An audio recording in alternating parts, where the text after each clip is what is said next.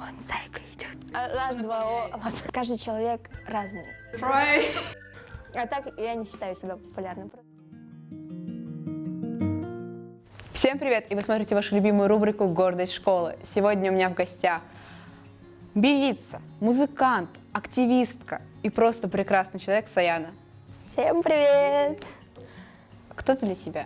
Во-первых, я для себя, может быть, музыкант, ученица, которая окончила среднюю школу на красный аттестат и так далее. Но для себя я являюсь творческим человеком и просто для себя я Сая. Как пришло желание петь? Могу сказать, что с самого детства у меня дома звучит музыка везде, потому что у меня дедушка баянист, композитор, пишет песни, мама, у нее отличный слух, папа тоже играет на гитаре. Ну, в общем, все поют, все танцуют, все веселятся, поэтому как-то с детства я смотрю, обожаю мюзиклы всякие, ну и вот как-то само получилось. Не было ли такого у тебя, возможно, мыслей, что из-за того, что все вокруг такие, ты тоже должна быть такая? Я задумывалась об этом, но мои родные люди поддерживают меня во всем, и я как бы считаю, что каждый человек разный. Я могу быть не такой, как все, могу быть другой совсем, не подходящая по стандартам, но считаю, что это нормально. Есть ли у тебя общественное давление из-за того, что ты вот поешь, еще играешь на музыкальных инструментах? Не сильно. Я сказала бы, что иногда, когда я представляю, что вот я занимаюсь музыкой, пою, то люди начинают сразу там: а спой что-нибудь, а спой вот эту песню, а спой вот это. Или когда я говорю, что я научилась играть на инструментах, они такие: сыграй вот это, мою любимую песню и так далее. Ну, я могу, и если мне песня понравится, ну, будет близка для меня, то, может быть, я и спою, может быть, я и сыграю, но не всегда это получается. Как ты отвечаешь вообще на такое, если тебе некомфортно сейчас петь? Просто отникиваюсь. Просто некоторые боятся сказать слово «нет». Из-за этого возникает такое, что «фу, ты такая грубая», что тебе сложно спеть. Не. У меня вообще круг такой не токсичный, такой хороший, и в принципе никто мне так не говорил. На каких музыкальных инструментах ты играешь? Я играю на фортепиано, барабанах и гитаре. Научилась я играть за, с сентября, получается, 4-3 месяца. Вот. Да. Почему появилось такое желание поиграть? Как я начала профессионально заниматься, мне всегда хотелось как-то не под фонограмму петь, а именно самой что-нибудь там сыграть, аккомпанимировать, вот. И, может быть, в будущем, если что-то получится, то я могу подобрать аккорды, написать текст и вот так вот. Ждем новый сингл, альбом. Почему именно физмат тебя так привлек? Сразу мне далась математика, я ее полюбила. И в семье постоянно твердили мне, чтобы математика была на 5, потому что вся семья, и с папиной, и с маминой стороны, все они технари, и как бы так получается. То есть ты сама по себе такая творческая личность, и тут математика. На самом деле в музыке математика очень важна. Мне об этом твердят, как только я вошла в музыку, то мне начали говорить, вот, математика — это часть музыки, потому что там, действительно, если я сейчас начинаю играть на барабанах, на фортепиано, то там все делится на ноты определенной длительности, и вся лекция пошла. Когда ты поняла, что вот хочу заниматься профессионально?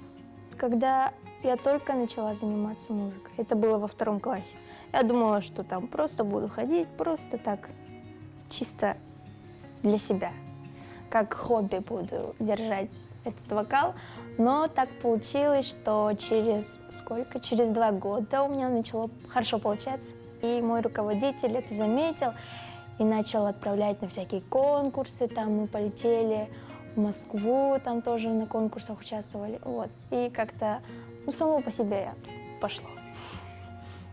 А какие вот ты видишь для себя плюсы и какие минусы занятия вот музыкой? Только плюсы.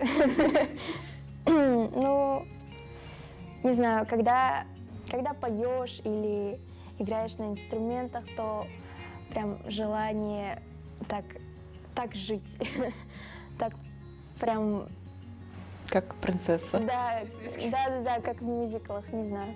Очень весело. Или, ну, если грустные песни, то твой зритель, слушатель сопереживает вместе с тобой, и как бы это помогает твоему состоянию. Я не знаю. Музыка мне помогает. Как ты любишь проводить свободное время? Свободное время, у меня его нет. Ну, как ты любишь расслабляться тогда? Расслабляться. Когда ты чувствуешь вот свое душевное умиротворение? Постоянно пою, только пою. Могу почитать книжки, ну, хотя мне больше хочется спать, вот, высыпаться. Когда ты вступила вот в актив школы? Ой, не помню, с 8 класса вроде. В 8 классе я была на коммунарских сборах, и потом уже аналогично стала активом в школе, вот. А сейчас, ну, это как бы не мешает мне, и вообще это очень здорово, что есть такие дети, такие активные и хорошие ребята, просто танцуем, там, и играем, все очень весело и комфортно. Почему тебе нравится жить такой вот яркой жизнью?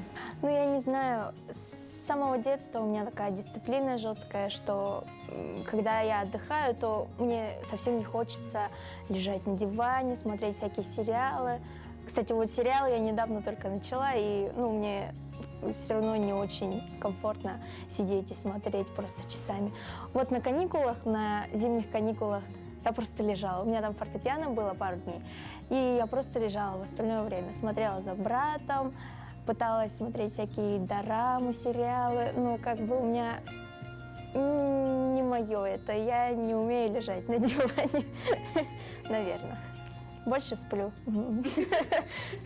Бывают ли моменты, когда ты думаешь, а может зря? Ой, это очень сложный период на самом деле, когда такие люди, ну, такие не очень хорошие, скажем, просто могут сказать после выступления, там, ну, ты как-то вот в этом месте не очень спела, могла бы и получше сделать, как-то так. Или когда я начинаю играть на инструментах, то говорят по типу, а моя подруга играет лучше, или что-то такое. И когда я такое слушаю, то у меня прям настроение под ноль, и все, я пойду плакать в подушку. Ладно, нет. Я буду просто выслушивать такое и, надеюсь, не буду большое внимание на это уделять, потому что все-таки у меня все получится, у меня еще все впереди. Ты танцуешь. Мгм. Куда ты ходила танцевать?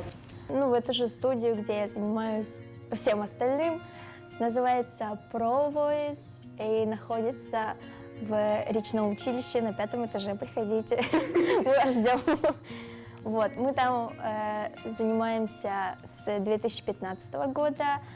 Это получается уже 6 лет или 7. Ну вот, сначала мы занимались танцами, вокалом, потом прибавилась сценическая речь, актерское мастерство, и там художники у нас были когда-то. Вот, все очень много чего. Потом мы переехали, ну вот, в речное училище, куда мы сейчас ходим. И там уже осталось только актерское мастерство, пластика, танцы и вокал. Вот. А сейчас у нас только вокал, по-моему. Ну, из-за карантина очень много чего изменилось. Еще и выступаешь где-то. Ну, расскажи об этом. В 2018 году мы летали вот со всей нашей студией, нас было 20 человек или сколько. Мы летали в Абхазию, Сочи, участвовать в конкурсах. Это было летом. Мы заняли там лауреат первой степени, что-то гран-при. И нам еще давали 30 тысяч за танцы. Жюри очень удивились, что наша студия такая, и мы поем, и танцуем, и все хорошо. Вот. Они нас очень похвалили. Вот. И тогда я еще очень сильно заболела, но все-таки заняла лауреат первой степени. Потом в этом же году, в 2018, в ноябре вроде, мы полетели в Москву, и там был конкурс «Таланты России», и я заняла лауреат третьей степени, потому что очень сильно волновалась. Там сцена была огромная. Вот. Ну, периодически участвую в конкурсах республиканских, побеждаем и танцуем там на елке головы. Ой, танцуем, говорю, поем. Поем на елке головы, там на городских мероприятиях. И когда не было карантина, мы даже выступали на 1 мая, 9 мая на площадях. Ты еще и олимпиадница по литературе. По литературе я становилась 2 раза призером в муниципальном. Рисовать — это вообще моя самая худшая сторона, наверное. Я умею готовить, писать, там, читать хорошо, говорить, выступать, танцевать, играть на инструментах, а рисовать вообще ноль. Это не мое. Считаешь ли ты себя популярной? Наверное, нет, но меня узнавали в автобусах, там, на улице. Да, они такие проходят и говорят что-то: «Вон, зайка идет», что-то такое. Она пела «Синьориту» в 2000 каком-то там году. Вот. А после одного моего кавера такого, я вообще не думала, что он залетит. Я сняла его на какой-то конкурс, чтобы получить билеты. И потом уехала туда, где нет сети. Потом приезжаю через 2 дня, и там вообще такой разрыв Инстаграма. Я не знаю, у меня там 24 тысячи просмотра, что ли. Могу рассказать, что я участвовала в телевизионном конкурсе в 2017-м. Это вообще разрыв такой был, потому что я такая маленькая, вся такая, только 2 года занимаюсь вокалом, а там были дети со всех улусов, и они занимаются прям музыкой, играют на инструментах, там, с детства и т.д. Я это все сижу и слушаю, такая, помогите. Вот. А потом там еще было голосование, и что-то учителя ко мне подходили и спрашивали, что там, как успехи, и это было очень мило. Вот. После этого я еще в «Голубом огоньке», не в российском, а на НВК выступала. И все под Новый год мне пишут: «Сая, нам у тебя смотрели по телевизору» и так далее. Да, это было очень мило. Я начала снимать кавера. Ну и вот. А так я не считаю себя популярной. Какая твоя любимая вообще форма имени? Ну, очень мило, когда люди называют Сайкой. Да, это очень мило, когда даже учителя некоторые, они такие: «Сайка, подойди-ка», и я такая... Вот. А так, когда называют Сая, это как-то по-родному, не знаю, с самого детства так и называют. Когда Саяна, то я в недоумении, ну это хорошо, нормально, но я все равно это непривычно слушать такое, слушать свое имя. Главная твоя группа поддержки? Семья и мои хорошие друзья. Вот действительно, кого я считаю своим другом, их очень мало. Я не знаю, почему так, но у меня стандарты такие высокие, я не знаю. У меня обычно большая половина — это просто знакомые, а друзья — это прям те, кто реально действительно поддержит тебя в любую минуту. Прям хоть в 3 часа ночи позвони, я расплачусь, и они меня поддержат. Вот такие друзья и семья. У меня семья очень хорошая, и вот. Какие у тебя кумиры? Скажу: Ариана Гранде, Марайя Кэрри, Уитни Хьюстон, Майкл Джексон. Он открыл поп-музыку для всего мира, между прочим. Вот. И из джазовых Луи Армстронг. Вот. А еще есть один певец у нас в республике. Его зовут Эркен. У него замечательные песни, и он так просто... Его энергия, его мелизмы всякие, и тембр голоса мне очень нравится. И он сам по себе такой добрый, такой хороший. Ну, так кажется со стороны, может быть.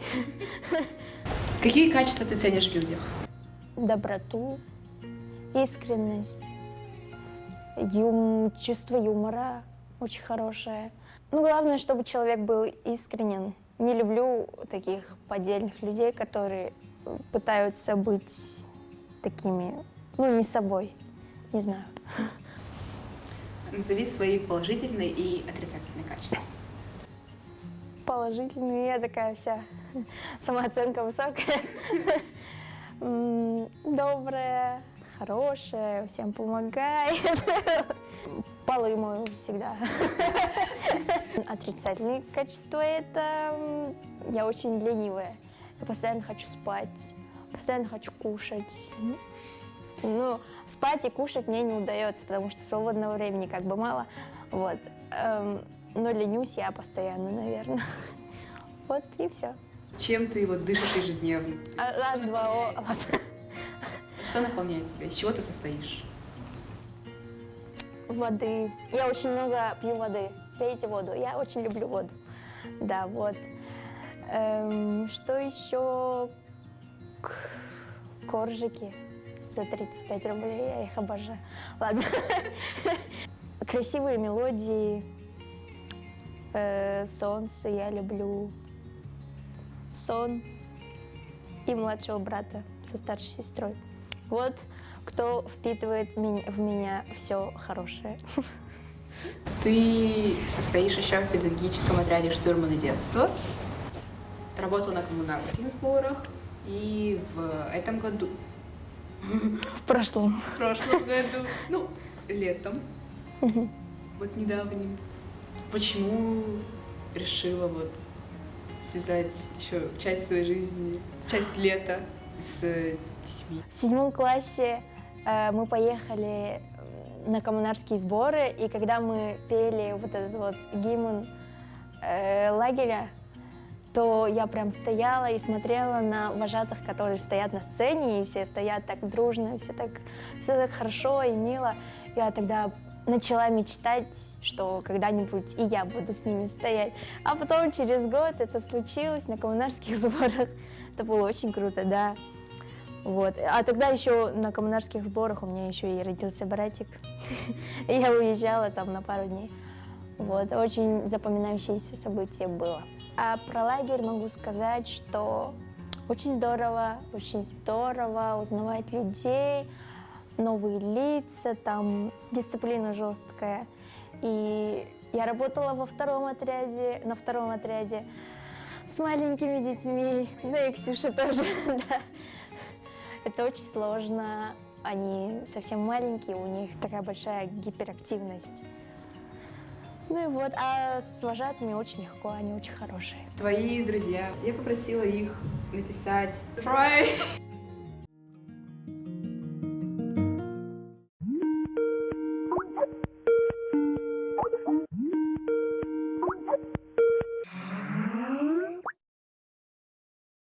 Мы с Аей дружим около 3 лет, получается, с 6 класса, да?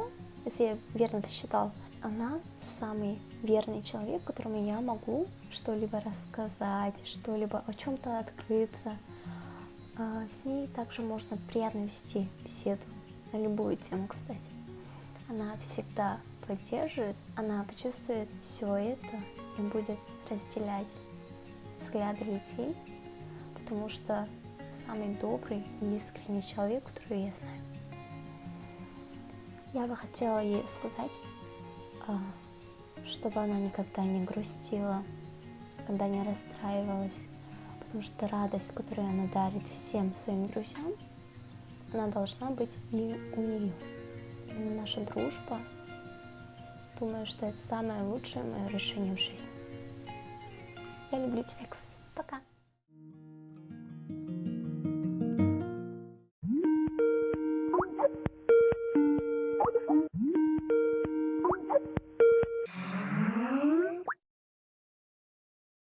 Всем привет! Меня зовут Туймада, я старшая сестра Неустроевой Саяны. Сая, она такой человек, который найдет общий язык со всеми. Она самый ответственный, добрый и искренний человек, которого я знаю. Всем помогает, сопереживает, и с ней никогда не бывает скучно. Она успевает абсолютно все. Ходит в студию, хорошо учится, помогает по дому, занимается вокалом и танцами, учится играть на барабанах, фортепиано и на гитаре. Вся наша семья очень гордится ею, и я действительно очень рада быть старшей сестрой такой замечательной девочки.